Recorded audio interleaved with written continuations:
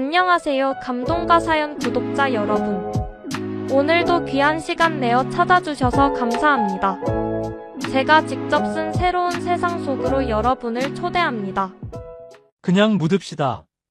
산 사람은 살아야지. 죽은 사람 붙잡고 늘어져서 뭐합니까? 우울증이었다니까. 군명예도 좀 생각합시다, 조카분. 장대비가 쏟아지는 경기도 성남 국군수도병원 장례식장 백이호. 습기를 머금은 공기 사이로 날카로운 쇳소리가 섞인 남자의 목소리가 비수처럼 날아와 꽂혔다. 눅눅한 곰팡이 냄새와 포르말린 향, 그리고 싸구려 국화향이 뒤섞인 역겨운 냄새가 코를 찔렀다. 검은색 정장을 입은 구에서는 미동도 하지 않은 채 눈앞의 남자를 응시했다. 그녀의 시선은 남자가 내민 사망 확인서 위 사인 자살이라고 적힌 글자에 고정되어 있었다. 그녀의 앞에는 육군 제3군단 헌병대 수사과장 오달수 소령이 짝다리를 짚은 채 서 있었다. 번들거리는 이마에 개기름 셔츠 단추가 터질 듯한 복부, 그리고 유족 앞에서 예의라고는 찾아볼 수 없는 껌을 씹는 턱관절의 움직임. 그는 눈앞에 있는 20대 중반의 젊은 여자가 그저 유일한 유족인 조카라는 사실 하나만으로 노골적인 하대를 하고 있었다. 아, 진짜 답답하네. 구혜선 씨라고 했나? 고모님 가시는 길 편안하게 해드리는 게 도리 아니겠어? 부검이니 뭐니 해서 그 차가운 칼 대고 배 가르고. 그거 못할 짓이야. 여기 사인란에 도장만 찍으면 우리가 화장 절차까지 다 알아서 해준다니까. 오소령이 볼펜 끝으로 서류를 톡톡 두드렸다. 그 소리가 혜선의 심장 박동과 엇박자를 이루며 신경을 긁어댔다. 혜선은 천천히 고개를 들었다. 머리카락 한 올 흐트러짐 없는 단정함, 창백할 정도로 하얀 피부, 그리고 그 속에 박힌 칠흑 같은 눈동자. 감정을 읽을 수 없는 그녀의 눈빛에 오소령은 순간적으로 등줄기가 서늘해짐을 느꼈지만 이내 헛기침을 하며 애써 무시했다. 그는 그녀가 누구인지 몰랐다. 그저 죽은 9명의 중령의 어린 조카, 세상 물정 모르는 사회초년생 정도로만 파악하고 있었다. 우울증. 이라고 하셨습니까? 혜선의 목소리는 낮고 차분했다. 하지만 그 안에는 끓는 점을 넘어선 분노가 차갑게 식어 예리한 칼날처럼 숨겨져 있었다. 그래, 우울증. 구 중령이 평소 업무 스트레스가 심했어. 부대원들 다 아는 사실이야. 게다가 노처녀. 아니, 미혼으로 오래 지내다 보니 외로움도 컸을 거고. 유서가 없긴 하지만 정황상 확실합니다. 오소령은 뻔뻔하게 둘러댔다. 고모는 우울증 약을 복용한 적이 없습니다. 지난주 저와 통화했을 때만 해도 다음 달에 있을 합동훈련 계획을 세우느라 밤을 새웠다고 아주 의욕에 차 계셨습니다.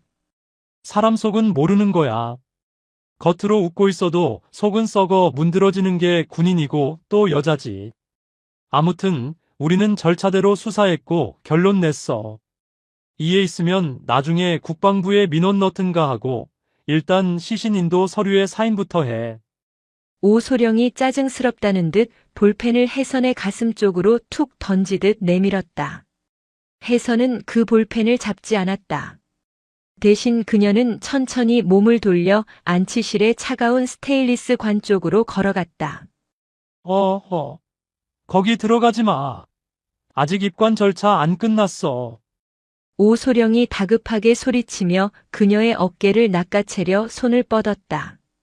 그 순간이었다. 휙. 혜선의 몸이 유령처럼 부드럽게 회전했다. 오소령의 손이 허공을 갈랐다. 단순한 회피가 아니었다. 혜선은 반사적으로 오소령의 손목을 낚아채 반대 방향으로 비틀어 제압할 뻔했으나 마지막 순간 이성을 되찾고 그저 한 걸음 물러섰다.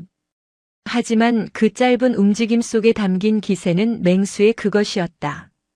오소령은 자신이 왜 허공에 손을 허우적대고 있는지 이해하지 못한 채 멍하니 서 있었다. 방금 무슨 일이 일어난 거지? 시신을 확인하겠습니다. 유족의 권리입니다. 혜선의 말은 허락을 구하는 것이 아니었다. 통보였다. 그녀는 오소령이 다시 입을 열기도 전에 흰 천으로 덮인 시신 앞으로 다가갔다. 떨리는 손끝을 애써 진정시키며 그녀는 흰 천을 천천히 걷어내렸다. 차가운 냉기가 훅 끼쳐왔다. 그리고 드러난 얼굴.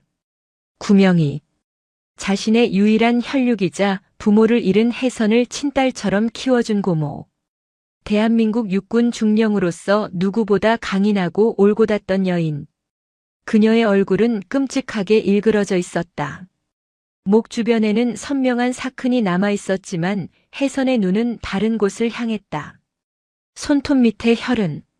그리고 손목 안쪽의 미세한 멍자국.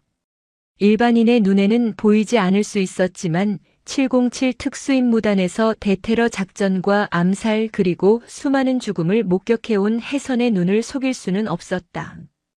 이것은 자살이 아니었다. 명백한 타살, 그것도 저항의 흔적을 지우려 한 어설픈 위장의 냄새가 진동했다. 구명의 중령은 707 출신은 아니었지만 특전사에서 잔뼈가 굵은 베테랑이었다. 그런 그녀가 고작 밧줄 하나에 저항도 없이 목을 매달았다.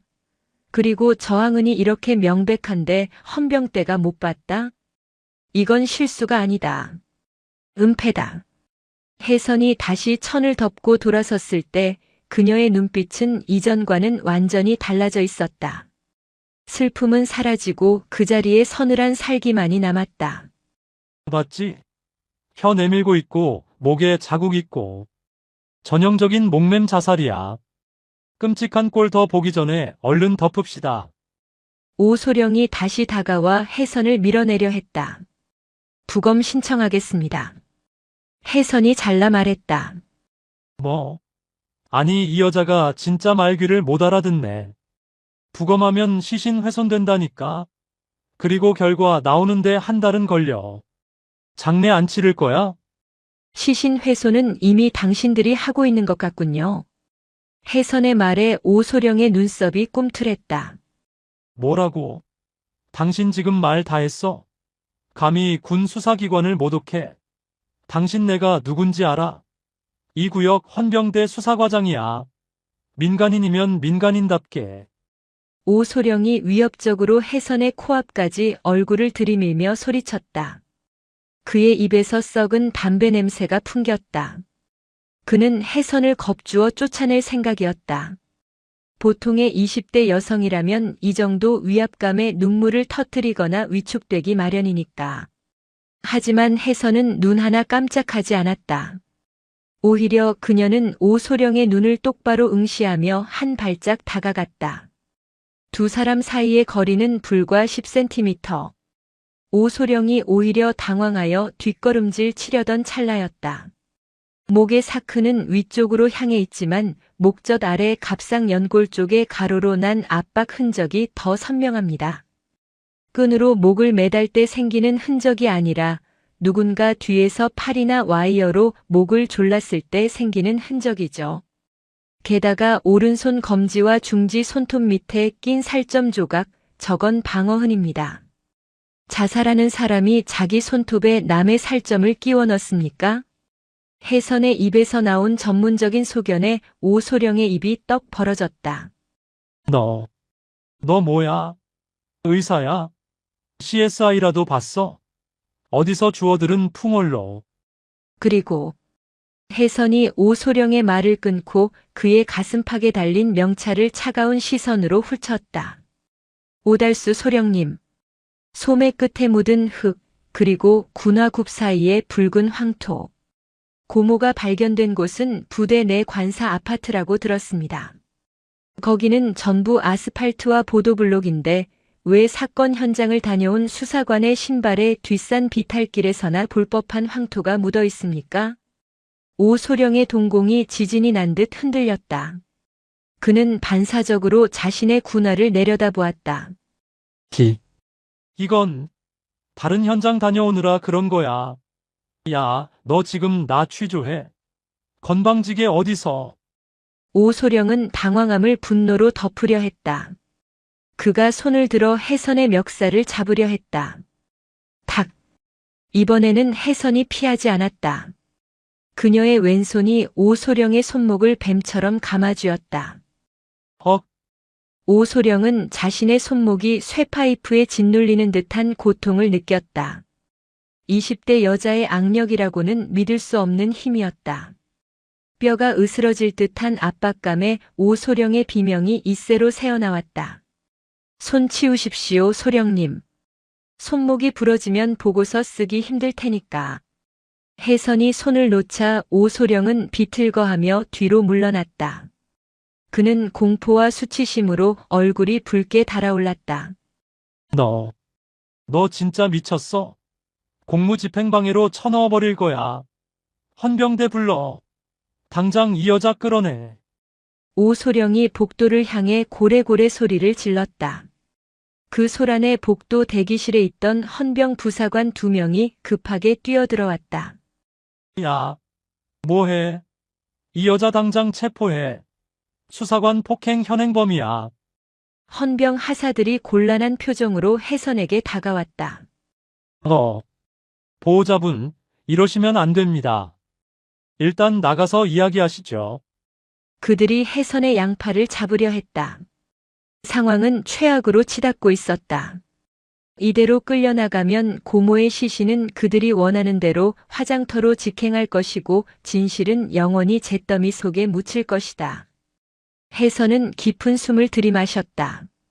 더 이상 민간인 코스프레를 할 시간이 없었다. 그녀는 품 안주머니로 손을 가져갔다.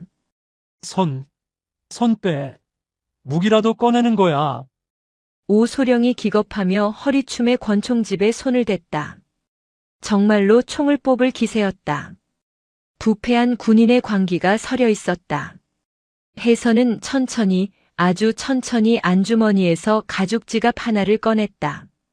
그리고 그것을 펼쳐 오소령의 눈앞에 들어 보였다.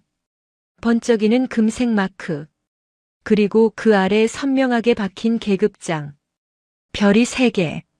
국군 수도병원 장례식장 102호의 공기가 순식간에 얼어붙었다. 빗소리마저 멈춘 듯한 정적. 오소령은 자신의 눈을 의심했다. 보고 또 봤다. 위조 신분증인가? 하지만 저 문양은 대한민국 육군, 그것도 특수전 사령부에. 신분증에는 이렇게 적혀 있었다. 성명 구혜선 소속 국군 특수전 사령부 707 특수임무단 계급 중장. 오소령의 입이 뻐끔거렸다. 다리가 후들거려 서 있을 수가 없었다. 중장. 3스타. 군단 장급의 고위 장성이었다. 고작해야 소령 나부랭이인 자신이 감히 쳐다볼 수도 없는 하늘 위의 존재. 오달수 소령. 혜선의 목소리는 더 이상 유족의 것이 아니었다. 수만 명의 병력을 지휘하고 전장을 지배하는 장군의 목소리였다. 지금. 오소령은 말이 나오지 않았다. 헌병 하사들은 이미 사색이 되어 차렷 자세로 얼어붙어 있었다. 자네가 방금 내게 뭐라고 했지? 미쳤냐고? 공무집행방해? 혜선이 지갑을 탁 소리나게 닫으며 한 걸음 다가갔다. 또각또각. 구두 소리가 오소령의 심장을 밟는 듯 했다. 지금 이 시간부로 9명의 중령 사망 사건에 대한 수사 지휘권은 내가 가져간다. 그리고 자네는. 혜선은 싸늘한 눈빛으로 오소령을 내려다보았다. 직무유기, 허위 공문서 작성, 그리고 상관 모독죄로 군사법원에 세울 거야. 지금 당장 내 눈앞에서 사라져. 3초 준다. 충성. 오소령은 반사적으로 경례를 붙였다. 하지만 손이 너무 떨려 경례 구호조차 제대로 나오지 않았다. 그는 도망치듯, 아니 기어가듯 안치실을 빠져나갔다. 헌병들도 허둥지둥 그 뒤를 따랐다. 텅 빈 안치실. 다시 고요함이 찾아왔다. 혜선은 긴장이 풀린 듯 작게 한숨을 내쉬었다. 하지만 그녀의 눈은 여전히 차갑게 빛나고 있었다. 그녀는 주머니에서 휴대폰을 꺼냈다. 액정에는 부재중 전화가 수십 통 찍혀 있었다. 발신자는 국방부 장관. 그녀는 전화를 무시하고 어딘가로 전화를 걸었다. 신호음이 2번 울리기도 전에 상대방이 전화를 받았다. 접니다. 수화기 너머에서 굵직한 그러나 기계적으로 변조된 듯한 목소리가 들려왔다. 도착했나? 상황은? 예상대로입니다. 헌병대가 은폐를 시도했습니다. 고모. 아니, 9명의 중령은 타살입니다. 누구 소행인지 짐작 가는 곳이 있나? 아직은 없습니다. 하지만 해서는 안치실박 빗줄기가 쏟아지는 창밖을 바라보았다. 멀리서 번개가 번쩍이며 어둠을 갈랐다. 이 부대 전체가 썩어 있습니다. 제 신분을 밝혔으니 놈들도 가만히 있지는 않겠죠. 놈들이 움직일 겁니다. 지원 병력을 보낼까? 아니요. 혼자 합니다. 내부의 쥐새끼들을 잡는 데는 군대보다 사냥꾼이 필요하니까요. 해서는 전화를 끊고 다시 고모의 시신 앞으로 다가갔다. 차갑게 식은 고모의 손을 잡았다. 거칠고 굳은 살 박인 군인의 손. 고모. 편히 쉬지는 못할 거야. 내가 놈들 다 찾아서 고모 앞에 무릎 꿇릴 때까지는. 해서는 고모의 손을 놓고 돌아섰다. 그녀의 등 뒤로 장례식장의 문이 열리며 검은 양복을 입은 건장한 사내들이 우르르 들어오고 있었다. 오소령이 불러들인 해결사 들릴까 아니면 이 사건의 진짜 배우가 보낸 감시자 들릴까. 해서는 재킷 단추를 풀었다. 빗소리가 더 거세지고 있었다. 전쟁의 시작이었다.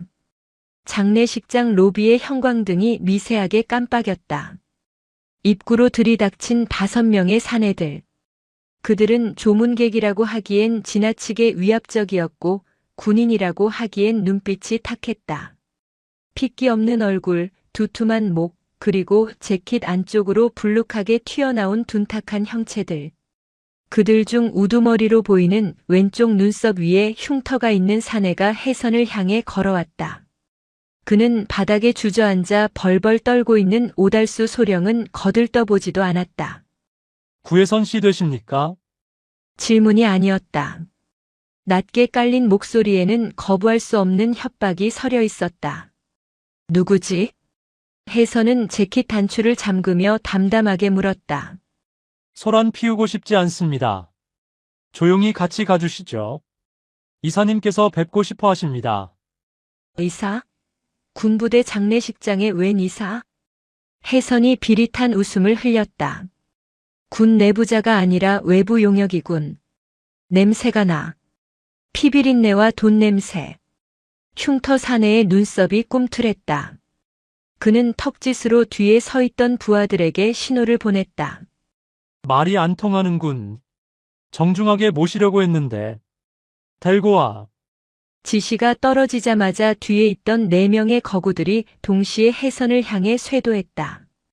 좁은 장례식장 복도가 순식간에 그들의 덩치로 꽉 찼다.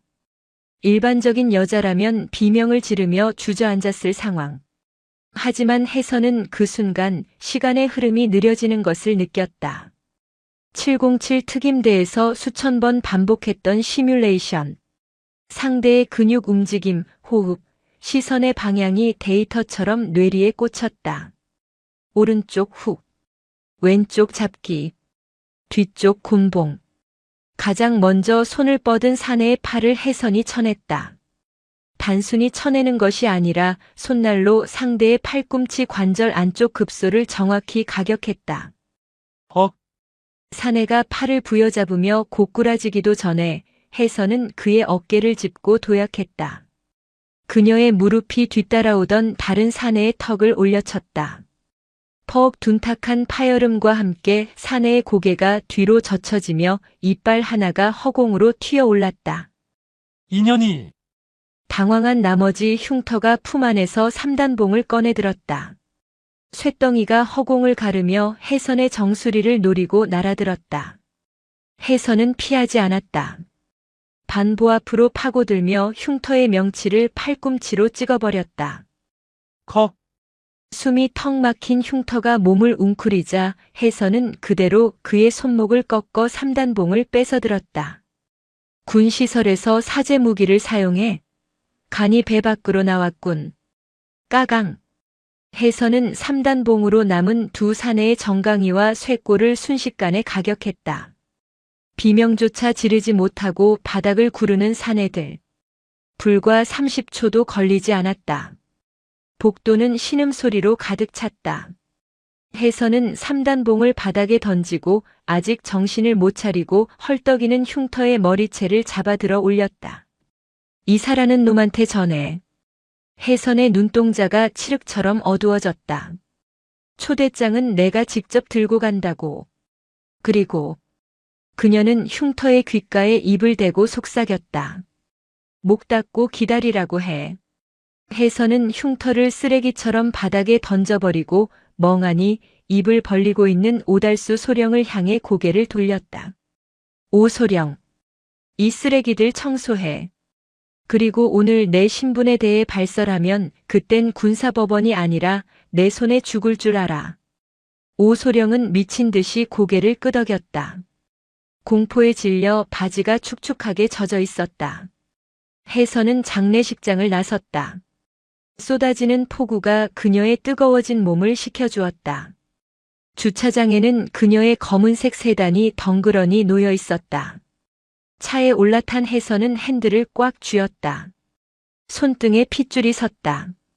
고모의 죽음 뒤에 민간 기업, 그것도 이사라고 불리는 자가 연루되어 있다. 단순한 군 내부 비리가 아니었다. 군과 민간이 유착된 거대 카르텔. 그녀는 시동을 걸었다. 목적지는 고모가 살던 성남의 군인 아파트였다. 성남시 수정구 낡은 군인 아파트 단지. 비바람에 흔들리는 가로등 불빛이 을씨년스러웠다. 구명의 중령의 집은 302호였다. 혜선은 도어락 비밀번호를 눌러 문을 열었다. 띠띠띠띠 고모는 항상 혜선의 생일을 비밀번호로 해두었었다. 문이 열리고 익숙한 냄새가 날 줄 알았다.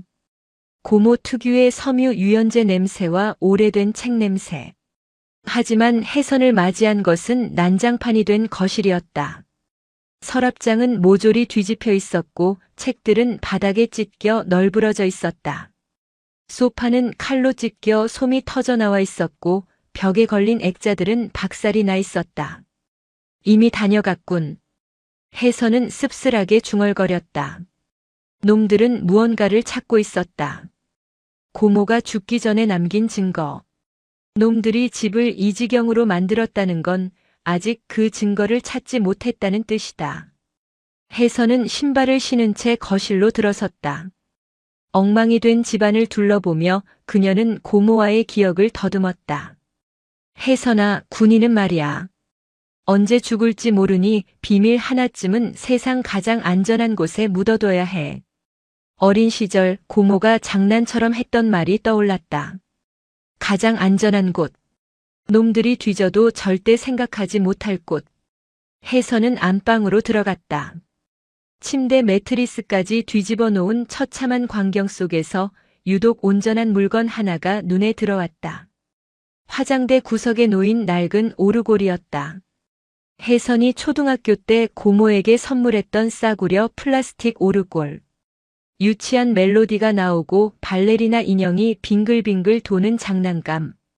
놈들은 감나가는 귀금속이나 서류, 전자기기만 노렸지 이런 아이 장난감에는 관심이 없었을 것이다. 혜선은 떨리는 손으로 오르골 태엽을 감았다. 띵, 띠링, 띵.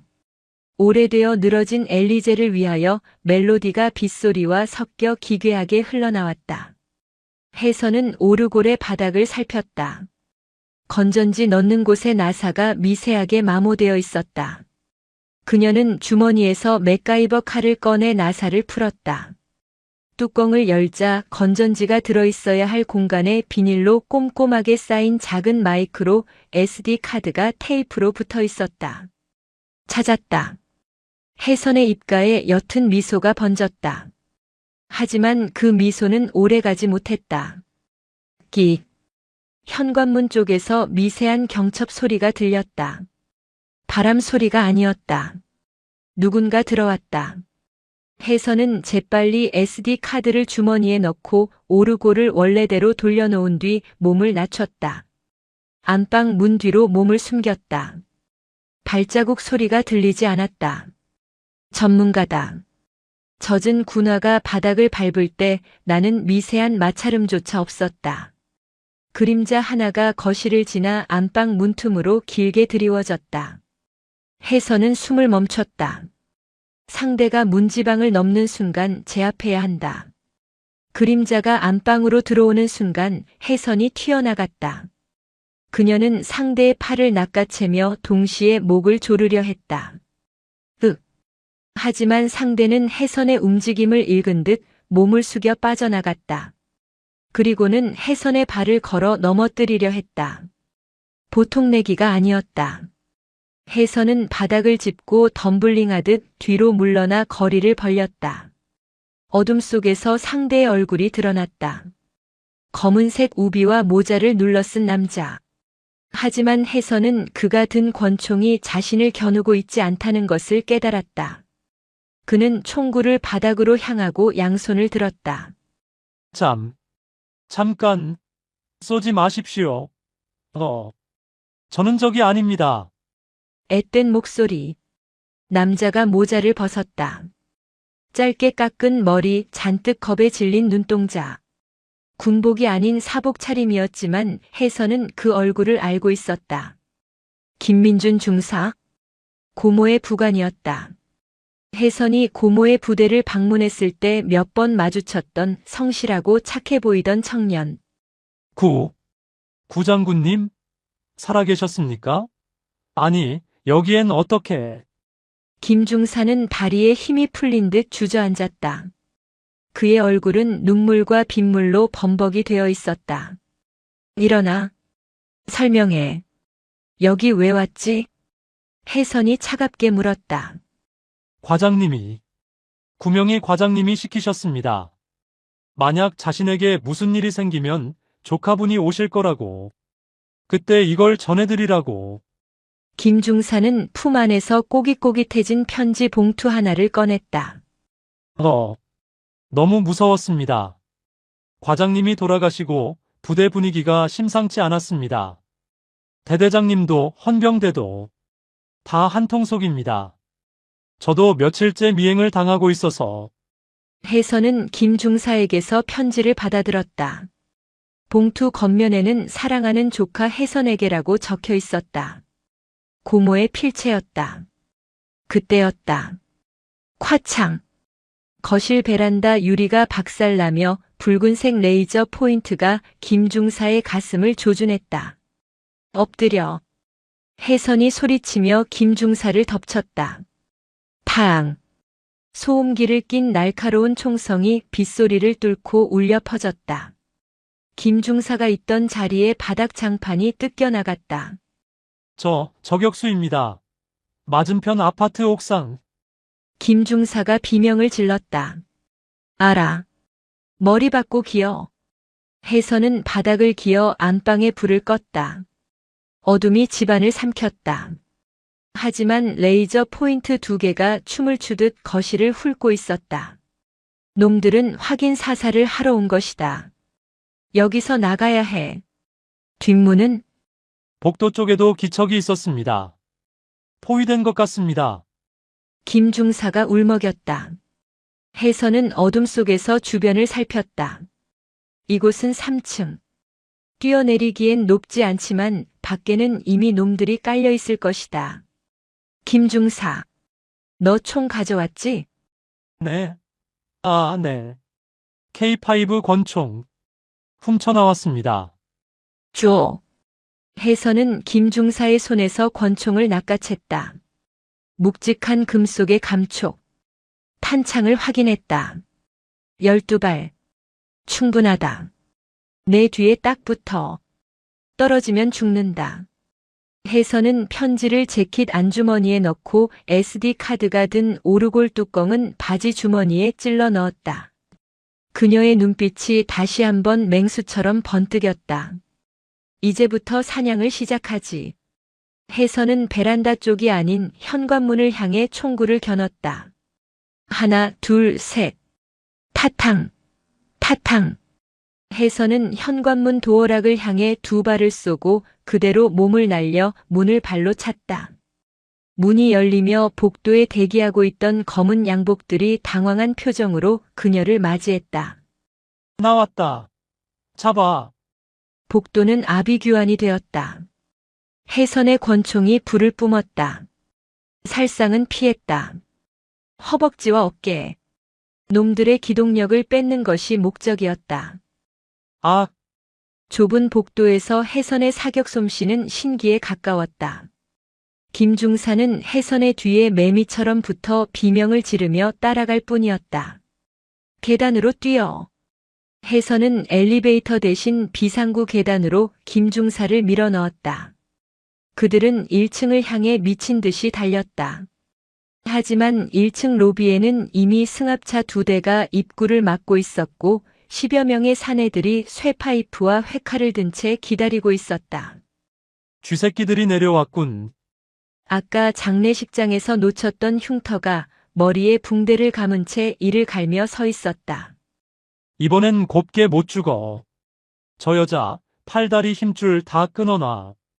흉터의 명령에 10여 명의 사내들이 혜선과 김중사를 향해 좁혀오기 시작했다. 뒤에는 계단을 내려오는 추격조, 앞에는 칼을 든 살수들. 완벽한 도간의 주의. 하지만 혜선은 피식 웃었다. 김중사. 네. 장군님. 눈 감아. 네. 잔인한 거 보기 싫으면 눈 감으라고. 혜선은 빈 탄창을 바닥에 버리고 허리춤에서 예리한 군용 대검을 꺼내 들었다. 그녀의 몸에서 뿜어져 나오는 살기가 빗줄기보다 차갑게 주변을 얼어붙게 만들었다. 707 특임대 전설의 여왕벌. 그녀가 왜 최연소 중장이 되었는지 이 조물의 기들은 이제 뼈저리게 깨닫게 될 것이다. 죽여.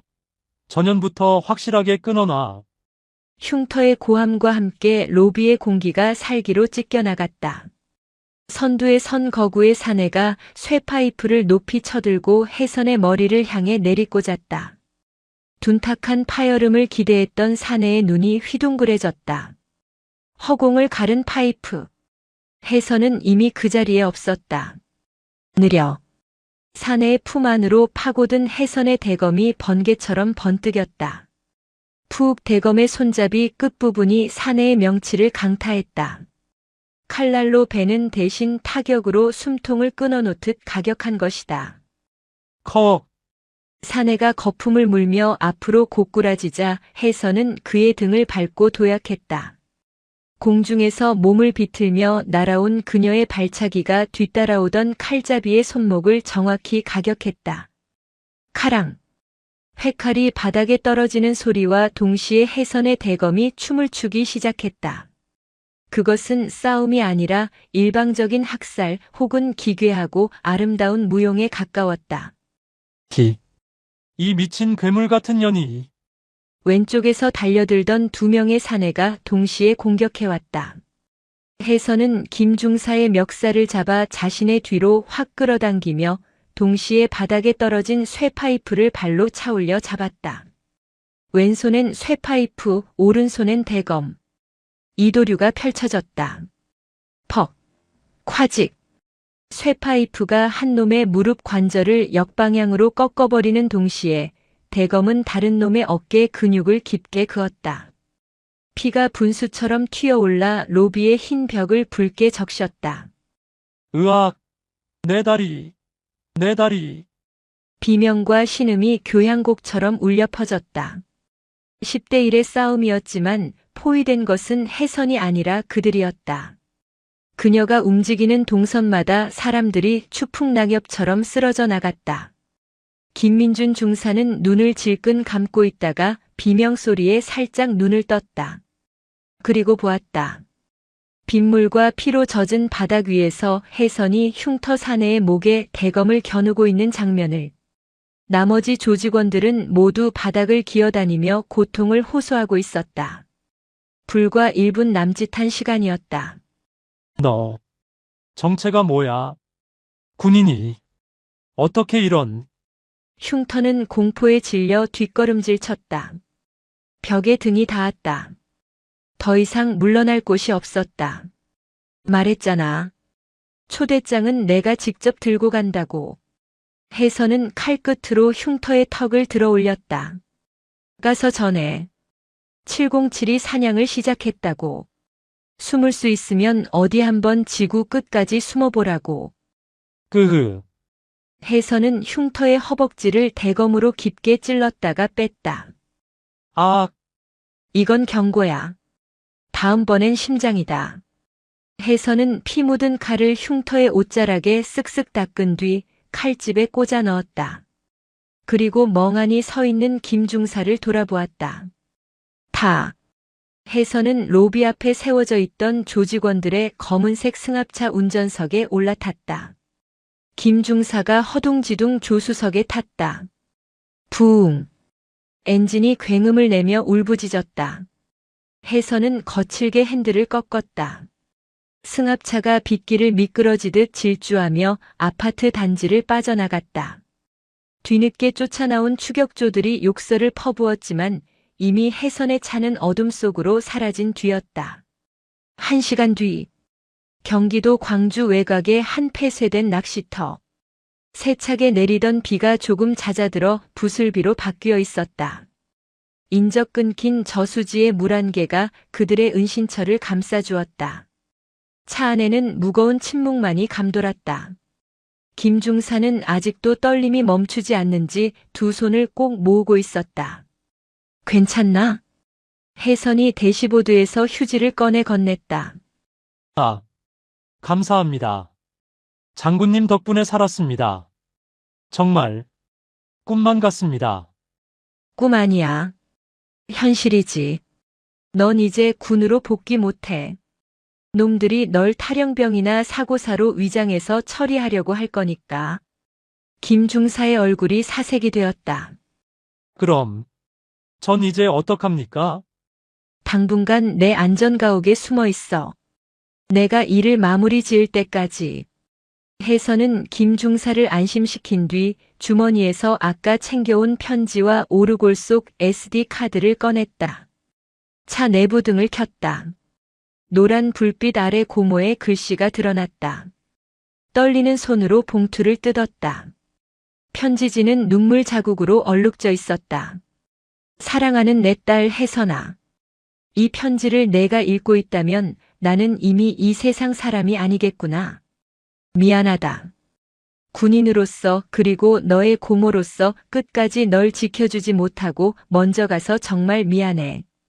내가 처음 특전사에 입대하겠다고 했을 때 내가 얼마나 반대했는지 기억하니? 험한 길, 여자의 몸으로 견디기 힘든 그 길을 걷겠다는 내가 너무 안쓰러워서 그랬어. 하지만 넌 보란듯이 대한민국 최고의 군인이 되었더구나. 중장 진급 소식을 들었을 때 나는 펑펑 울었단다. 우리 혜선이가 너무 자랑스러워서. 혜선아, 나는 군수 비리를 조사하고 있었어. 블랙스톤이라는 민간 군사 기업과 국방부 내의 사조직 하나회의 잔당들이 얽힌 거대한 카르텔이다. 그들은 신형 무기 도입 사업을 미끼로 수천억 원의 혈세를 빼돌리고 그 돈으로 정재계 인사들을 매수했어. 그리고 그 무기 결함 때문에 작전 중에 죽어간 우리 병사들의 죽음을 사고사로 조작했단다. 내가 너무 깊이 파고들었나 봐. 놈들이 눈치챘어. 아마 나를 자살로 위장해 죽이려 들겠지. 나는 죽음이 두렵지 않다. 다만 진실이 묻히는 것이, 억울하게 죽은 병사들의 원혼을 달래주지 못하는 것이 두려울 뿐이야. 오르골 속에 증거 자료를 넣어뒀다. 암호화되어 있지만 너라면 풀 수 있을 거야. 혜선아, 이건 부탁이 아니라 명령이다. 아니, 이모로서의 마지막 유언이야. 위험해지지 마라. 하지만 정의를 포기하지도 마라. 너는 내가 아는 가장 강한 군인이니까. 밥 잘 챙겨 먹고. 사랑한다, 우리 아가. 저 세상에서 엄마 아빠 만나면 우리 혜선이 훌륭하게 컸다고 자랑 많이 할게. 못난 고모가. 편지를 읽어내려가는 혜선의 눈에서 참았던 눈물이 툭 하고 떨어졌다. 편지지 위로 뜨거운 물방울이 번졌다. 바보같이. 혜선은 편지를 가슴에 품었다. 목이 메어 말이 나오지 않았다. 부모님을 사고로 잃고 어린 혜선을 거두어 키운 고모였다. 졸업식 때도 임관식 때도 첫 휴가 때도 항상 어머니의 자리를 채워주었던 사람. 독신으로 살면서 오직 군과 조카만을 위해 헌신했던 여자의 삶이 탐욕의 눈먼 자들에 의해 비참하게 짓밟혔다. 으흐흐. 혜선은 핸들에 얼굴을 묻고 오열했다. 천하의 707 여왕벌도 냉철한 지휘관도 지금 이 순간만큼은 그저 사랑하는 가족을 잃은 슬픈 여인일 뿐이었다. 옆에서 김중사도 코를 훌쩍이며 눈물을 훔쳤다. 과장님, 정말 훌륭한 분이셨습니다. 병사들 생일 하나하나 다 챙겨주시고 절대 자살하실 분이 아니었습니다. 한참을 그렇게 울었을까? 혜선이 고개를 들었다. 눈물로 젖은 눈동자였지만 그 깊은 곳에서는 이전과는 비교할 수 없는 시퍼런 불꽃이 타오르고 있었다. 슬픔은 연료가 되었고 분노는 엔진이 되었다. 그녀는 SD 카드를 휴대폰에 꽂았다. 화면에 암호 입력창이 떴다. 혜선은 망설임 없이 입력했다. HYESUNLOVE. 잠금이 풀리며 방대한 양의 녹음 파일과 장부 내역이 떴다. 놈들의 목줄을 쥘 수 있는 결정적인 증거들. 김중사. 혜선이 낮게 가라앉은 목소리로 불렀다. 네, 장군님. 지금부터 우린 군인이 아니다. 혜선은 자신의 가슴에 달려있던 별 3개 중장 계급장을 떼어냈다. 그리고 그것을 고모의 편지 위에 올려놓았다. 우린 지금부터. 창밖의 빗줄기가 더욱 거세졌다. 번개가 치며 그녀의 창백한 얼굴을 비췄다. 대한민국을 갉아먹는 기생충들을 박멸하는 방역업체다. 한 놈도 살려두지 않아. 법, 재판, 그런 건 인간에게나 필요한 거야. 짐승 새끼들에겐. 혜선은 주먹을 꽉 쥐었다. 오직 처형뿐이다. 그녀의 눈빛은 밤하늘의 별처럼 차갑게 그리고 슬프게 빛났다. 복수의 서막이 올랐다. 이제 성남, 아니 대한민국 전체가 피바람에 휩싸일 것이다. 경기도 가평의 깊은 산속 혜선이 비밀리에 관리해오던 안전가옥. 새벽 3시의 공기는 살을 애는 듯 차가웠다. 타닥타닥 타오르는 벽난로 불빛만이 어두운 거실을 비추고 있었다. 김민준 중사는 노트북 화면에서 눈을 떼지 못하고 있었다. 그의 손가락이 키보드 위를 춤추듯 날아다녔다. 혜선은 창가에 서서 커튼 틈으로 밖을 감시하며 끓인 커피를 한 모금 마셨다. 장군님. 아니, 누님. 이거 찾았습니다. SD카드 안에 있던 암호 파일, 블랙스톤의 자금 장부입니다. 김중사가 흥분된 목소리로 외쳤다. 혜선이 다가가 화면을 들여다보았다. 복잡한 숫자와 계좌 내역들. 그중 눈에 띄는 이름이 있었다. 인천항 제사부두. 컨테이너 번호 BS-707. 아니, BS-909. 네. 이쪽으로 주기적으로 농수산물로 위장한 물건들이 들어왔습니다. 근데 수취인이 박전무라고만 되어 있고 실명은 없습니다. 이 물건들 전부 군납품으로 세탁돼서 들어간 것 같습니다. 박전무. 혜선은 고모의 수첩에서 본 적이 없는 이름이었다. 하지만 놈들의 자금줄이자 물류 책임자임이 분명했다. 돈과 물건이 오가는 길목을 끊으면 놈들은 튀어나오게 되어 있다. 준비해. 인천으로 간다. 지금 바로 말입니까? 총도 한 자루밖에 없는데. 사냥개는 총으로 잡는 게 아니야. 미끼로 잡는 거지. 새벽 5시 인천항 제사부두 외곽의 허름한 창고 단지. 비릿한 바다 냄새와 썩은 생선 냄새, 그리고 디젤 매연이 뒤섞인 이곳은 블랙스톤의 밀수품 하치장이었다. 검은색 작업복으로 갈아입은 혜선은 그림자처럼 컨테이너 사이를 이동했다. 그녀의 손에는 김 중사가 급조해준 도청 장치가 들려 있었다. 저 멀리 불 켜진 사무실 컨테이너 안에서 고성이 오가고 있었다. 야, 이 새끼들아. 물건 관리를 어떻게 하는 거야? 오늘 이사님 오시는 날인 거 몰라. 이번에 들어온 신형 조준경, 불량률 나오면 우리 다 목 날아가는 거야.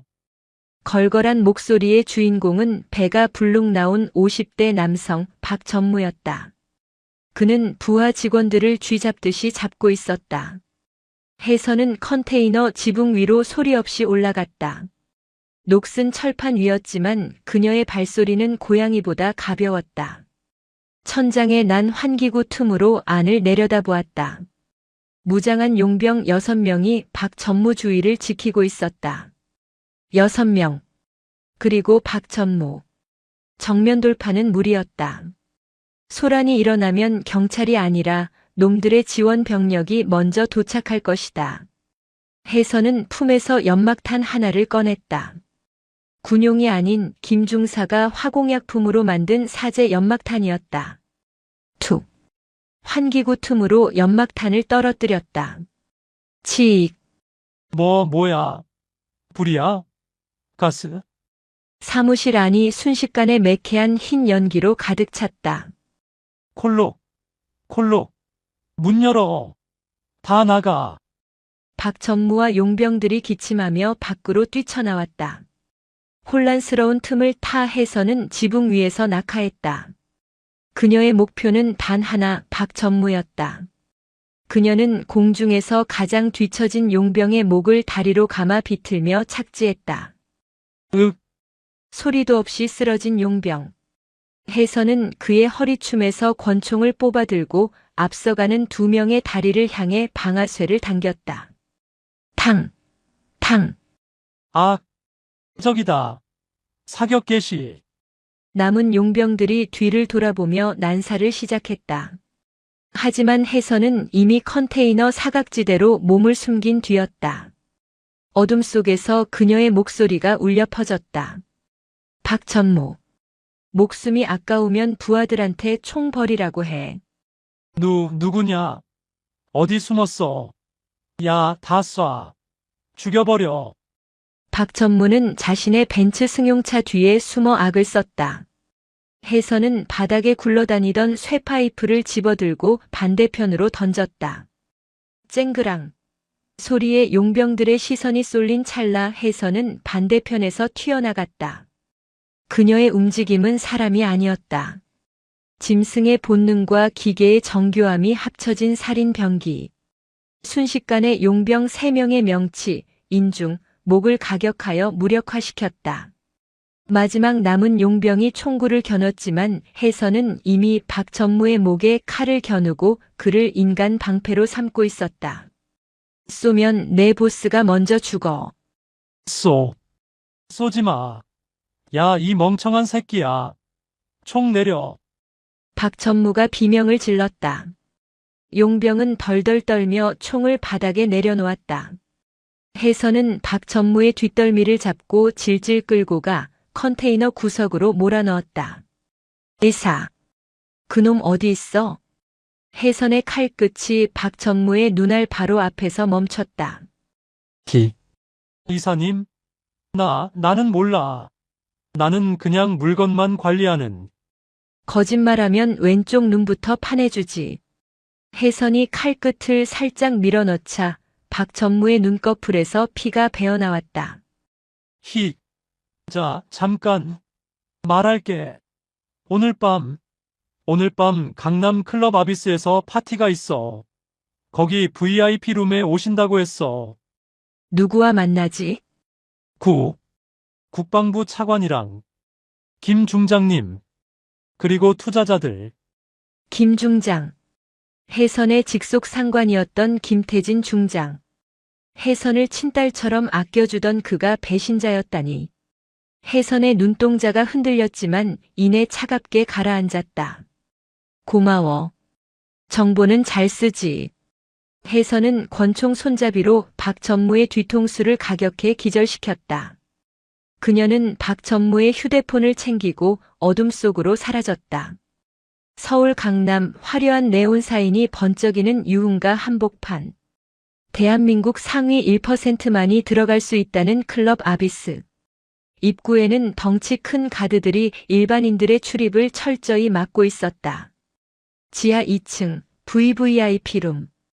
최고급 양주와 미녀들이 즐비한 테이블 상석에는 기름진 얼굴의 사내들이 앉아 있었다. 김태진 중장, 그리고 날카로운 인상의 30대 남자, 이사라고 불리는 최강우였다. 김 장군님, 이번 타이탄 프로젝트 건 확실하게 처리된 거 맞습니까? 구명이 그 여자가 남긴 자료가 아직 안 나왔다는 보고가 있던데. 최강우 이사가 와인잔을 흔들며 물었다. 걱정 마십시오, 최 이사. 그 조카년. 아니, 구혜선이도 지금 수배 중입니다. 곧 잡힐 겁니다. 쥐새끼 2마리 잡는 건 일도 아니죠. 김태진 중장이 호탕하게 웃으며 옆에 앉은 여자의 허리를 감쌌다. 그 시각 클럽 화장실. 화려한 이브닝 드레스를 입은 여자가 거울을 보고 있었다. 짙은 화장, 붉은 입술, 풍성한 웨이브 머리. 구혜선이었다. 그녀는 치마 트임 사이로 허벅지의 밴드로 고정한 단검을 확인했다. 준비됐어? 인이어 이어폰을 통해 김중사의 목소리가 들려왔다. 네. CCTV 해킹 완료했습니다. 지하 2층 복도 전원, 3초 뒤에 차단합니다. 3, 2, 1. 팍. 지하 2층 복도의 불이 꺼졌다. 비상등의 붉은 불빛만이 켜졌다. 혜선은 하이힐을 벗어던지고 맨발로 복도를 달리기 시작했다. 문을 지키던 가드 2명이 당황하며 무전기를 들었다. 뭐야? 정전이야? 확인해. 혜선은 가드들의 뒤로 소리 없이 접근했다. 양손에 쥔 단검이 붉은 조명 아래서 섬뜩하게 빛났다. 스걱 퍽. 비명도 지르지 못하고 가드들이 쓰러졌다. 혜선은 그들의 시체를 어둠 속에 밀어넣고 VVIP 룸의 문을 발로 걷어찼다. 쾅! 룸 안의 음악 소리와 웃음소리가 일순간에 멈췄다. 파티는 끝났어. 혜선의 목소리가 스피커의 베이스 소리보다 더 무겁게 깔렸다. 구혜선. 김태진 중장이 소스라치게 놀라며 자리에서 벌떡 일어났다. 최강우 이사는 흥미롭다는 듯 눈을 가늘게 뜨고 혜선을 바라보았다. 호. 제 발로 찾아오다니. 역시 소문대로 대단한 여자군. 최 이사가 손가락을 튕겼다. 그러자 룸 안의 어둠 속에서 특수복을 입은 용병 4명이 나타났다. 블랙스톤의 최정예 살수팀 레드 울프. 죽여라. 시체는 깔끔하게 처리하고. 최 이사의 명령이 떨어지자마자 레드 울프 팀원들이 혜선을 향해 덤벼들었다. 그들은 일반 깡패와는 차원이 달랐다. 러시아 특수부대 출신의 살인 기계들. 혜선은 테이블을 엎어 엄폐물로 삼았다. 유리잔들이 깨지며 파편이 튀었다. 첫 번째 용병이 나이프를 휘두르며 혜선의 목을 노렸다. 혜선은 상체를 뒤로 젖혀 피하고 드레스 자락을 찢어 움직임을 편하게 했다. 김태진, 내가 군인이냐? 고모를 죽이고도 잠이 와. 혜선은 소리치며 용병의 팔을 잡아 꺾고 그 반동으로 테이블 위에 양주병을 집어 던졌다. 양주병은 김 중장의 머리 바로 옆 벽에 부딪혀 박살났다. 이 미친년. 경호원. 김 중장은 테이블 밑으로 기어 들어가며 추태를 보였다. 혜선은 좁은 룸 안에서 1대4의 혈투를 벌였다. 공간이 좁아 총을 쓸 수 없는 상황, 오직 칼과 맨몸의 대결이었다. 혜선의 어깨가 용병의 칼에 스쳐 찢어졌다. 붉은 피가 하얀 피부를 타고 흘러내렸다. 하지만 고통은 그녀를 더 예리하게 만들었다. 혜선은 바닥에 떨어진 깨진 유리 조각을 집어들었다. 망설임은 없었다. 그녀는 달려드는 용병의 허벅지 대동맥을 유리 조각으로 그어버렸다. 크악, 피 분수가 솟구치자 혜선은 그 틈을 타 김태진 중장이 숨어있는 테이블로 도약했다. 살려달라고 빌어. 고모한테. 그리고 죽은 병사들한테. 혜선이 김 중장의 멱살을 잡고 들어 올렸다. 하지만 그때 뒤에서 서늘한 기운이 느껴졌다. 너무 흥분했군요, 장군님. 최강우 이사였다. 그가 언제 꺼냈는지 모를 소음 권총을 혜선의 머리에 겨누고 있었다. 놓으시죠. 아니면 뇌수가 터져나가는 꼴을 보게 될 테니. 혜선은 이를 악물었다. 여기서 김 중장을 죽이면 자신도 죽는다. 하지만 빈손으로 돌아갈 순 없었다. 김민준, 지금이야. 혜선이 외치자 룸 안에 스프링클러가 터졌다. 쏴아 차가운 물줄기가 쏟아지며 시야가 가려졌다. 혜선은 김 중장을 최 이사 쪽으로 집어던지고 깨진 창문을 통해 1층으로 뛰어내렸다. 쏴버려. 최 이사가 방아쇠를 당겼지만 총알은 빗줄기 속 허공을 갈랐다. 혜선은 2층 높이에서 착지하며 발목의 통증을 느꼈지만 멈추지 않고 어둠 속으로 달렸다. 그녀의 손에는 김 중장의 주머니에서 훔친 스마트폰이 들려 있었다. 다음 날 아침 대한민국은 발칵 뒤집혔다. 모든 뉴스 채널에서 속보 자막이 흐르고 있었다. 뉴스 앵커 충격적인 소식입니다. 육군 특수전사령부 소속 구혜선 중장이 국가기밀을 유출하고 이를 저지하려던 동료 장교를 살해한 뒤 탈영했다는 혐의를 받고 있습니다. 국방부는 구 중장에 대해 사살 명령이 포함된 최고 수준의 수배령을 내렸습니다. TV 화면에는 혜선의 정복 입은 사진이 범죄자처럼 걸려 있었다. 조작된 증거, 왜곡된 진실. 혜선은 하루아침에 영웅에서 매국노 살인마가 되어 있었다. 서울 강북구 재개발 지역의 낡은 여관방. 혜선은 TV를 멍하니 바라보고 있었다. 그녀의 옆구리에는 붕대가 감겨 있었고 붕대 위로 피가 배어나오고 있었다. 누님, 인터넷 여론도 안 좋습니다. 댓글들이 전부 욕뿐입니다. 김 중사가 울먹이며 말했다. 당연하겠지. 놈들은 언론을 가지고 노니까. 혜선은 담담했다. 예상했던 일이었다. 하지만 가슴 한구석이 욱신거리는 건 어쩔 수 없었다. 평생을 바쳐 지켜온 조국이 자신에게 총구를 겨누고 있었다. 김 중장 폰 복구는 됐나? 네. 통화 녹음 파일이 몇 개 있습니다. 그리고 타이탄 프로젝트의 설계도도 들어 있습니다. 이 무기 결함이 치명적입니다. 발사 시 오폭 사고 확률이 30%가 넘습니다. 이걸 알면서도 납품하려 했던 겁니다. 그걸 터트려야 해. 방송국에 제보하면 막힐 거야. 놈들이 다 장악하고 있으니까. 혜선은 창문을 열고 밖을 내다보았다. 경찰차 사이렌 소리가 멀리서 들려오고 있었다.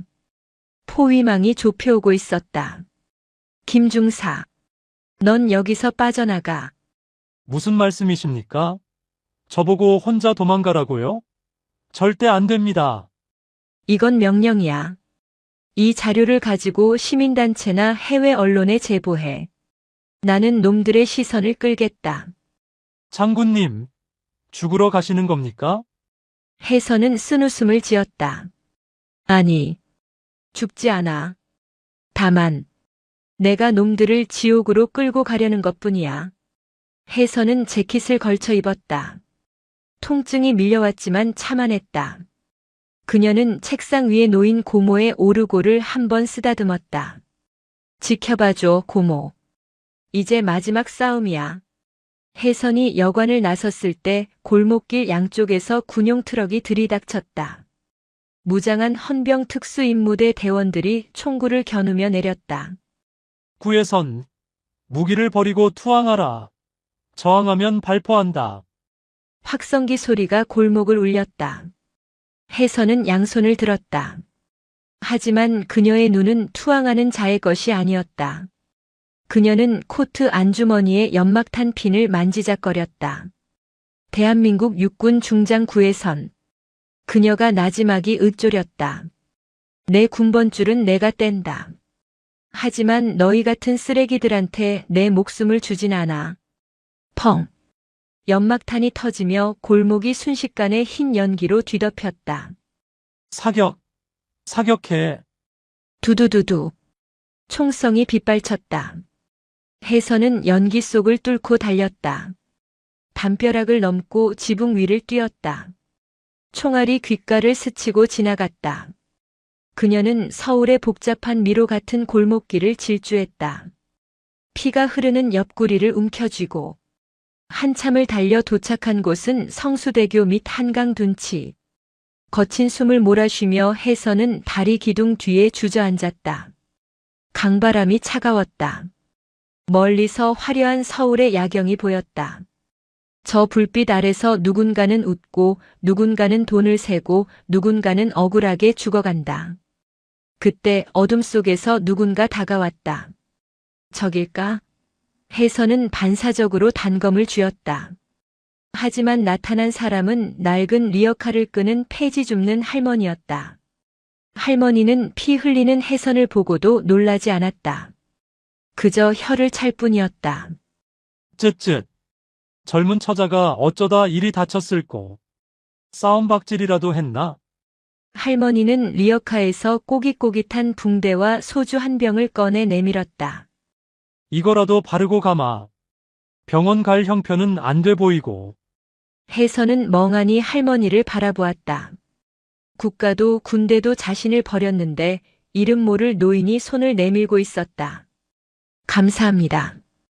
혜선의 목소리가 떨렸다. 소주로 상처를 소독하며 그녀는 쓰라림보다 더 큰 무언가가 가슴속에서 꿈틀거리는 것을 느꼈다. 나는 무엇을 위해 싸우는가? 나의 명예? 복수? 아니다. 저 할머니처럼 하루하루를 힘겹게 살아가는 평범한 사람들. 그들이 낸 세금을 도둑질하고 그들의 아들들을 죽음으로 내모는 저 악마들을 용서할 수 없기 때문이다. 혜선은 붕대를 단단히 동여맸다. 다시 일어선 그녀의 등 뒤로 서울의 야경이 비장하게 깔렸다. 기다려라, 최강우. 김태진. 그녀는 어둠 속으로 걸어 들어갔다. 이제 도망은 끝났다. 다음 장부터는 반격이다. 서울 전체를 무대로 한 가장 화려하고 처절한 복수극이 시작될 것이다. 경기도 파주시 민간인 통제구역 인근에 버려진 폐차장. 녹슨 자동차들이 산처럼 쌓여있는 이곳은 을씨년스러운 바람 소리만이 감돌고 있었다. 밤하늘엔 먹구름이 잔뜩 끼어 달빛조차 들지 않았다. 구에서는 폐차장 중앙의 공터에 세워진 드럼통 옆에 서 있었다. 장작불이 타닥거리며 타오르고 있었지만 그녀의 눈빛은 불길보다 더 뜨겁고 위태로워 보였다. 그녀는 손목시계를 확인했다. 약속 시간인 새벽 2시가 5분 지났다. 안 오는 건가? 국가 반역자로 수배된 자신을 돕는다는 건 군법회의에 회부되어 인생을 종칠 수도 있는 일이었다. 아무리 옛 부하들이라 해도 망설이는 게 당연했다. 혜선이 씁쓸한 미소를 지으며 돌아서려던 찰나였다. 끼익. 녹슨 철문이 열리는 소리와 함께 어둠 속에서 거친 엔진음들이 들려왔다. 한 대, 두 대, 세 대. 총 5대의 오토바이와 승합차 한 대가 라이트를 켜지 않은 채 폐차장으로 미끄러져 들어왔다. 차량들이 혜선을 중심으로 원을 그리며 멈췄다. 문이 열리고 건장한 사내들이 하나둘씩 내렸다. 그들은 군복이 아닌 작업복, 배달기사 조끼, 정비공 복장 등 평범한 생활인의 옷을 입고 있었다. 하지만 그들의 눈빛과 서 있는 자세는 영락없는 군인이었다. 가장 먼저 다가온 것은 덥수룩한 수염에 덩치가 곰 같은 사내였다. 전역 후 카센터를 운영한다는 장철민 예비역 상사였다. 충성. 신고합니다. 전 707 특임대 3팀장 장철민 외 11명, 장군님의 소집 명령을 받고 집결했습니다. 사내들이 일제히 거수 경례를 붙였다. 그들의 목소리에는 한치의 망설임도 없었다. 뉴스에서 떠드는 반역자 구에서는 그들에게 중요하지 않았다. 그들이 아는 구에서는 전장에서 누구보다 앞장서서 부하들을 지켰던 진짜 지휘관이었으니까. 해서는 목이 메어 잠시 말을 잇지 못했다. 다들 미쳤군. 나랑 엮이면 어떻게 되는지 몰라. 자네들 가족은 어쩌고. 가족 먹여 살리려고 택배 나르고 차 고치고 살고 있습니다만 뉴스 보니까 도저히 참을 수가 없더군요. 우리 대장님이 반역? 지나가던 개가 웃을 일이죠. 그 썩어 빠진 별들이 또 장난질 친 거 아닙니까? 마른 체구의 사내 독사라 불리던 이진수 중사가 낄낄거렸다. 맞습니다. 저희 전역할 때 약속하지 않았습니까? 대장님이 부르면 지옥불이라도 뛰어든다고. 무기만 주십시오. 청와대라도 밀어버릴 테니까. 부하들의 굳건한 믿음에 해선의 가슴 속 응어리가 녹아내렸다. 그녀는 고개를 끄덕였다. 고맙다. 정말 고마워. 하지만 청와대가 아니야. 우리의 목표는 블랙스톤, 그리고 국방부 내의 사조직이야. 놈들은 내 고모를 죽였고 불량 무기를 납품해 병사들을 죽이려 하고 있어. 해서는 폐차장 컨테이너 안으로 그들을 데리고 들어갔다. 김민준 중사가 미리 준비해둔 작전 지도가 테이블 위에 펼쳐져 있었다. 김태진 중장과 최강우 이사. 이 두 놈이 머리다. 놈들은 내일 모레 국방부 장관이 참석하는 신무기 시연회에서 대형 계약을 체결하려고 해. 그 시연회장에서 놈들의 치부를 만천하에 까발리는 게 우리 목표다. 경비가 삼엄할 텐데요. 특히 최강우 그놈, 사병 조직인 레드울프를 끼고 다닙니다. 놈들 실력이 만만치 않습니다. 장철민이 심각한 표정으로 말했다. 그래서 전공법은 안 써. 우린 유령이야. 보이지 않는 곳에서 놈들의 손발을 하나씩 자른다. 해선의 눈빛이 번뜩였다. 작전명 레드스톰. 지금부터 시작한다. 다음 날부터 유령들의 반격이 시작되었다.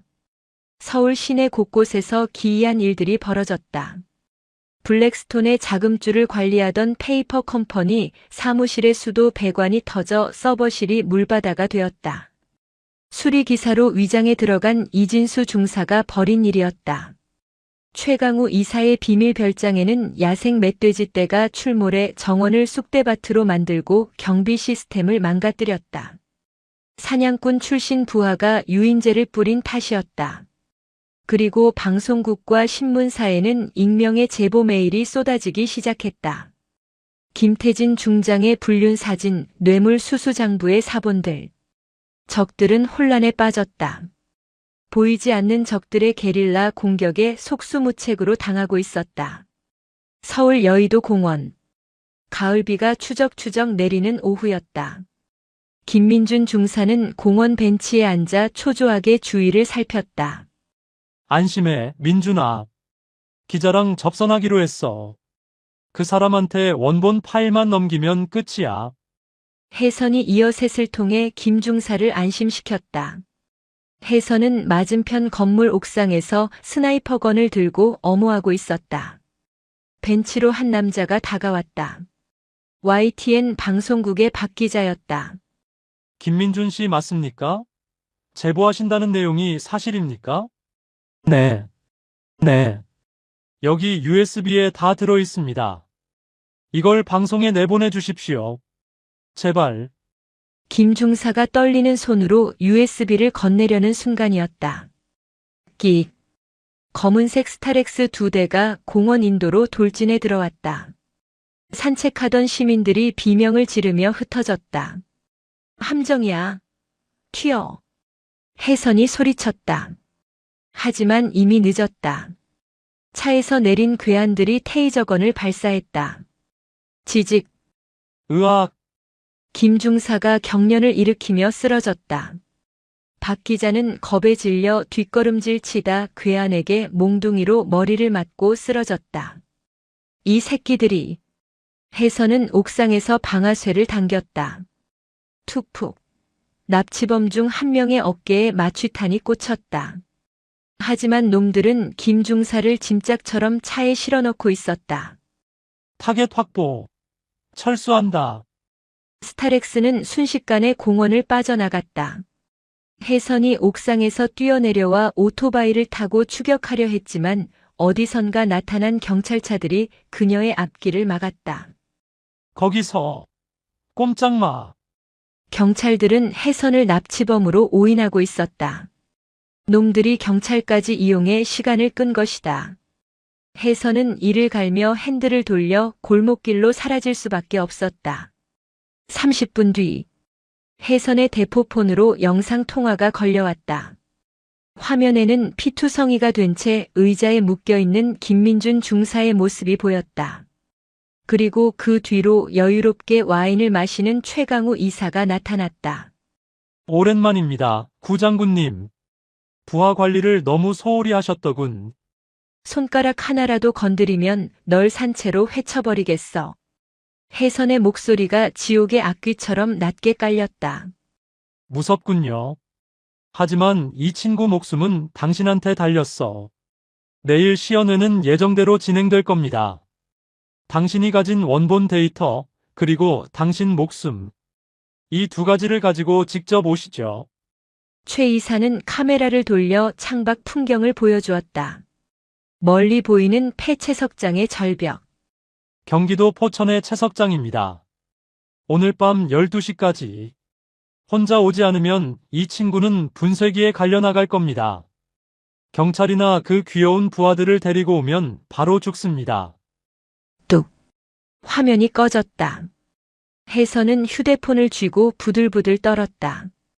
김중사는 단순한 부하가 아니었다.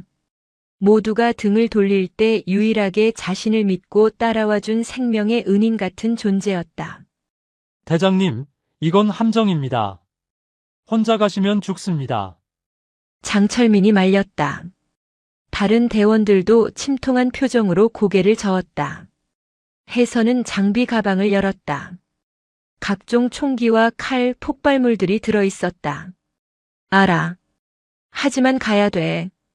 내 사람을 버리고 정의를 논할 순 없어. 혜선은 방탄조끼를 착용하며 비장하게 말했다.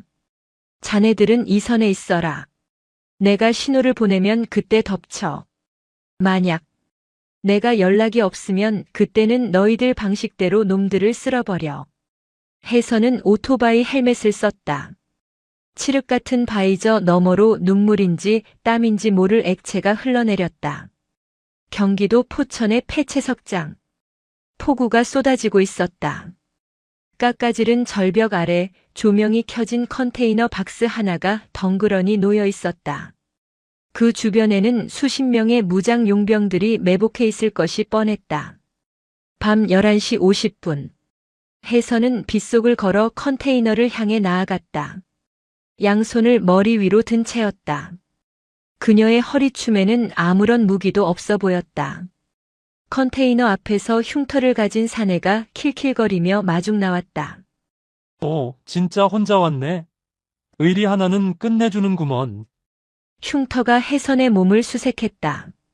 총도 칼도 없었다. 오직 주머니에 든 USB 하나뿐. 들어가. 이사님이 기다리신다. 혜선이 컨테이너 안으로 들어갔다. 안은 생각보다 넓었다. 중앙에는 김민준 중사가 의자에 묶여 있었고 그 옆에는 거대한 산업용 분쇄기가 윙윙거리는 소리를 내며 돌아가고 있었다. 최강우 이사는 소파에 앉아 혜선을 맞이했다. 어서 와요. 데이터는 가져왔습니까? 혜선은 USB를 던졌다. 최 이사는 노트북에 꽂아 내용을 확인했다. 좋아. 진짜군. 역시 구장군님은 말이 통하는 분이야. 약속대로 김중사는 풀어줘. 약속? 아, 내가 그런 약속을 했었나? 최 이사가 비열하게 웃었다. 난 장사꾼이라서 말이야. 손해보는 장사는 안 하거든. 너희 둘 다 여기서 죽어줘야겠어. 그래야 뒷말이 없지. 최 이사의 눈짓에 흉터와 부하들이 혜선을 향해 총구를 겨눴다. 김 중사가 제갈 물린 입으로 으붑거리며 울부짖었다. 도망가라는 외침이었다. 혜선은 피식 웃었다. 장사꾼이라면서 셈이 흐리네. 뭐?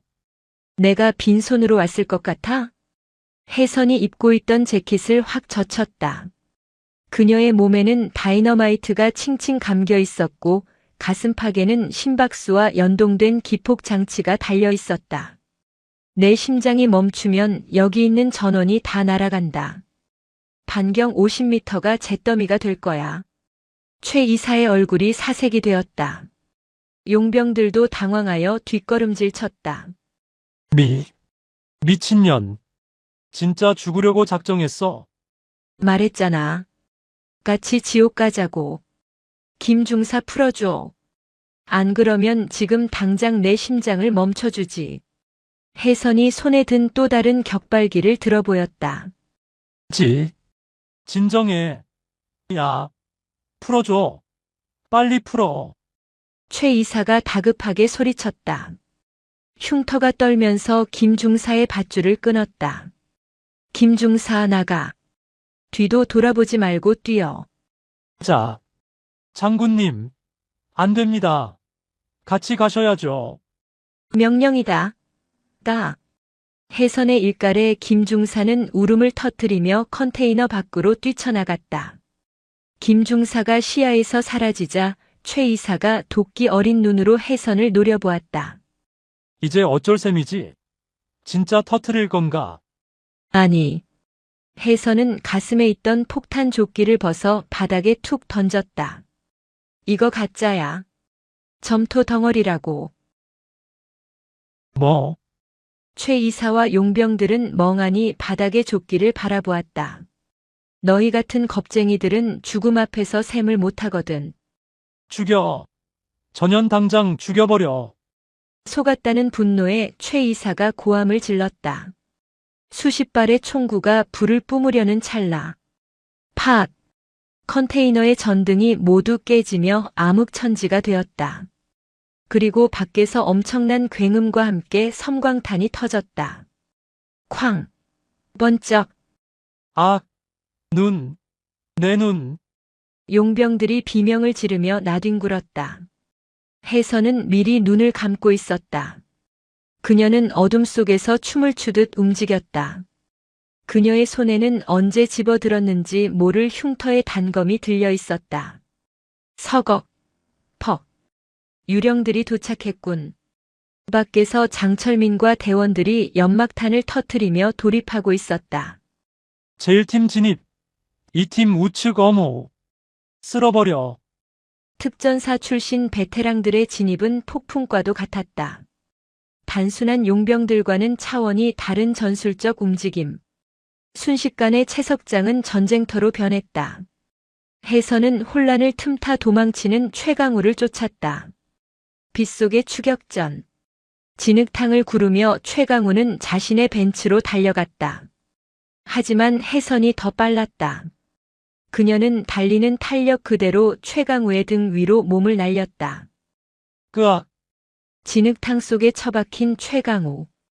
혜선은 그를 돌려 세워 얼굴에 주먹을 꽂았다. 이건 고모목. 퍽. 이건 김중사목. 퍽. 그리고 이건 대한민국 군인들의 몫이다. 퍽. 최강우의 얼굴이 피떡이 되었다. 혜선이 마지막 일격을 가하려는 순간 등 뒤에서 서늘한 감각이 느껴졌다. 탕! 총소리와 함께 혜선의 어깨에서 피가 튀었다. 그녀의 몸이 휘청거렸다. 고개를 돌려보니 김태진 중장이 우산을 쓰고 권총을 겨눈 채 서 있었다. 대단하군, 구혜선. 여기까지 오다니. 하지만 엔딩은 바뀌지 않아. 김 중장은 쓰러진 혜선에게 다가와 머리에 총구를 겨눴다. 잘 가라. 지옥에서 고모랑 회포나 풀라고. 혜선은 흐릿해지는 의식 속에서 김 중장을 노려보았다. 몸이 움직이지 않았다. 이대로 끝인가? 그때였다. 어디선가 사이렌 소리가 들려왔다. 한두 대가 아니었다. 수십 대의 경찰차와 헌병대 차량, 그리고 방송국 중계차들이 채석장으로 몰려오고 있었다. 이게 뭐야? 김 중장이 당황하여 주위를 둘러보았다. 하늘 위로 거대한 탐조등 불빛이 쏟아졌다. 헬기였다. 방송국 헬기가 현장을 생중계하고 있었다. 김민준 중사가 해낸 것이다. 그가 목숨을 걸고 방송국에 넘긴 데이터, 그리고 지금 이 현장의 상황이 전국의 생방송으로 나가고 있었다. 국민 여러분, 지금 보시는 장면은 영화가 아닙니다. 부패한 군인들이 진실을 덮기 위해 영웅을 살해하려는 현장입니다. 헬기 스피커에서 기자의 목소리가 울려 퍼졌다. 김태진 중장의 손이 떨렸다. 총구가 흔들렸다. 모든 것이 끝났다. 혜선은 피 묻은 입술로 미소를 지었다. 체크메이트다. 이 쓰레기들아. 그녀는 정신을 잃고 어둠 속으로 빠져들었다. 차가운 빗물이 그녀의 얼굴을 씻어내고 있었다. 서울 서초구 서울중앙지방법원 대법정. 대한민국 역사상 유례없는 현역 중장 및 군수업체 유착 비리 사건의 공판이 열리는 날이었다. 법정 앞은 이른 아침부터 취재진과 시민단체, 그리고 혜선을 지지하는 예비역 전우회 회원들로 인산인해를 이루고 있었다. 피고인 김태진, 최강우 입장하세요. 판사의 건조한 목소리와 함께 수의를 입은 김태진과 최강우가 법정으로 들어섰다. 한때 군을 호령하고 재계를 주무르던 그들의 모습은 초라하기 그지없었다. 하지만 그들의 눈빛은 아직 죽지 않았다. 국내 최대 로펌의 변호인단이 그들의 뒤를 든든하게 지키고 있었기 때문이다. 변호인 측, 변론 시작하십시오. 기름진 머리를 넘긴 변호사가 자리에서 일어났다. 존경하는 재판장님. 검찰 측의 공소 사실은 대부분 조작된 영상과 불법적으로 취득한 증거에 기반하고 있습니다. 특히 핵심 증인인 구혜선 씨는 사건 당시 총상으로 인한 과다출혈과 쇼크 상태였습니다. 그녀의 진술은 의학적으로 신뢰할 수 없는 환각 상태에서의 망상의 가능성이 큽니다. 변호사의 교묘한 논리에 방청석이 술렁거렸다. 김태진은 회심의 미소를 지었다. 법은 돈과 권력의 편이라는 것을 그는 너무나 잘 알고 있었다. 또한 구혜선 씨는 상관을 폭행하고 무기를 탈취한 중죄인입니다. 그런 범죄자의 말을 믿고 국가의 안보를 책임지는 장군을 처벌한다는 것은 어불성설입니다.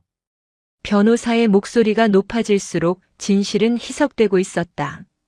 혜선이 목숨 걸고 지켜낸 증거들이 불법 수집 증거라는 명목으로 기각될 위기에 처했다. 그때였다. 다음 증인 구혜선 씨 입장합니다.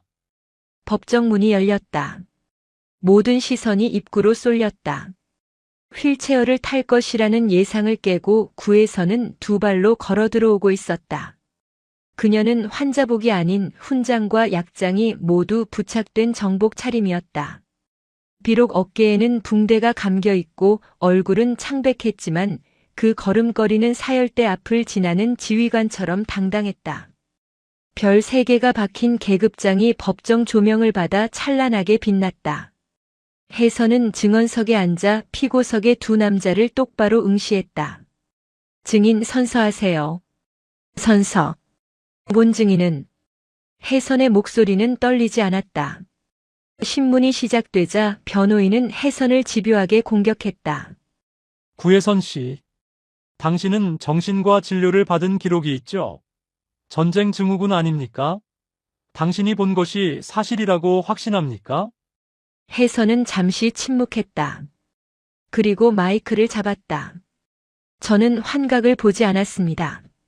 하지만 매일 밤 악몽은 꿉니다. 그녀의 시선이 방청석을 훑었다. 불량 조끼 때문에 총탄에 뚫려 죽어간 김일병, 작동하지 않는 무전기를 붙잡고 구조를 기다리다 얼어 죽은 박상병. 그들의 얼굴이 제 꿈에 나옵니다. 혜선은 품 안에서 작은 녹음기 하나를 꺼냈다. 재판장이 제지하려 했지만 혜선은 멈추지 않고 재생 버튼을 눌렀다. 치직. 법정 스피커를 통해 낯익은 목소리가 흘러나왔다. 죽은 구명의 중령의 목소리였다. 김 장군님, 제발 멈추십시오. 이 부품을 쓰면 아이들이 죽습니다. 내 조카 같은 아이들이 전장에서 개죽음을 당한다고요. 이어서 김태진의 목소리가 들렸다. 구중령. 자네가 뭘 모르는군. 군인은 소모품이야.